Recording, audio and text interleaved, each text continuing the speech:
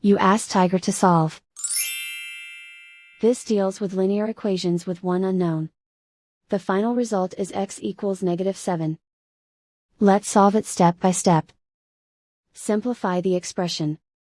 Expand the parentheses. Simplify the arithmetic. Swap sides.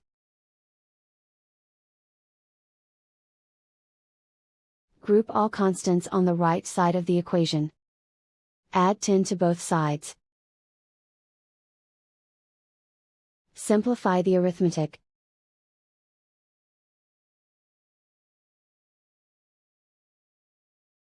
Isolate the x.